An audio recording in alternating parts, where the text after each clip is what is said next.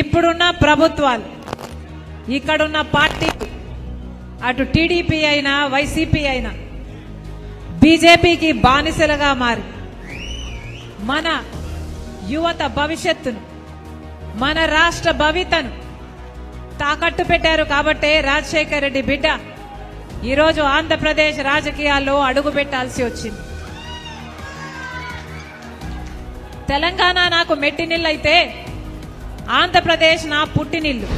తెలంగాణలో తెలంగాణ ప్రజల కోసం పాలేరు ప్రజల కోసం ఆవిడ అక్కడ పార్టీ పెట్టి 4000 కిలోమీటర్ల పాదయాత్ర చేసి తెలంగాణ ప్రజలను ఉద్ధరిస్తానని చెప్పి రాజశేఖర రెడ్డి బిడ్డనని చెప్పి రాజశేఖర రెడ్డి గారి ఆశయాలు సాధిస్తానని చెప్పి అక్కడ ఏం చేసిందో తెలంగాణ ప్రజలు ఆంధ్రప్రదేశ్ ప్రజలు కూడా చూశారు. అక్కడ ఆవిడకి 0% ఓటింగో లేదా 1% ఓటింగ్ ఉండేది. ఆ పార్టీ ఇంకో జీరో ఓటింగ్ ఉన్నటువంటి పార్టీలు విలీనం చేసి ఇక్కడికి వచ్చి ఆవిడ మళ్ళీ ఇక్కడ కూడా సేమ్ డైలాగులు ఆంధ్రప్రదేశ్ కోసమే పుట్టాను, ఆంధ్రప్రదేశ్ పుట్టాను నా సొంత వాళ్ళు అనుకొని 3800 కిలోమీటర్ల పాదయాత్ర చేశాను. నా బిడ్డలను నా ఇంటిని పక్కన పెట్టి వైసీపీ పార్టీని ఒకప్పుడు నా భుజస్కంధాల మీద వేసుకొని నిలబెట్టాను.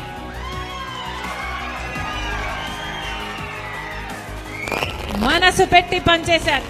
నా రక్తం ధారపోశాను, నా చెమట ధారపోశాను. ఆవిడ పార్టీ కోసం కష్టపడ్డాను, పార్టీ కోసం ఇది చేశాను అది చేశానని చెప్తాను. ఆవిడ డెఫినెట్గా వైఎస్ఆర్ కాంగ్రెస్ పార్టీ కోసం, జగన్మోహన్ రెడ్డి గారి కోసం, రాజశేఖర రెడ్డి గారి కోసం, ఆవిడ కుటుంబం కోసం ఆవిడ కష్టపడి ఉండవచ్చు. అయితే ఆవిడ 2014 ముందు 2012లో జగన్మోహన్ రెడ్డి గారు జైలుకి వెళ్ళినాక సెప్టెంబర్లో పాదయాత్ర చేసింది.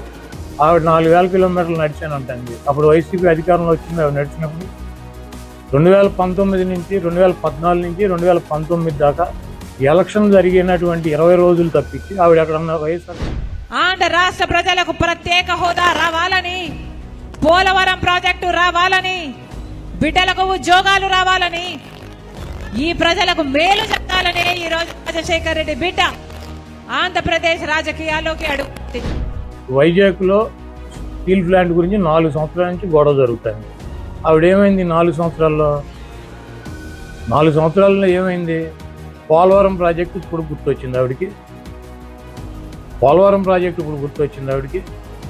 ఇవన్నీ కూడా రాజకీయంగా ఏదో రకంగా ఒక పదవిలోకి రావాలని చెప్పి కాంగ్రెస్ పార్టీ ప్రాపకం కోసం జగన్మోహన్ రెడ్డి గారి మీద నిందలేస్తూ తిరుగుతుంది.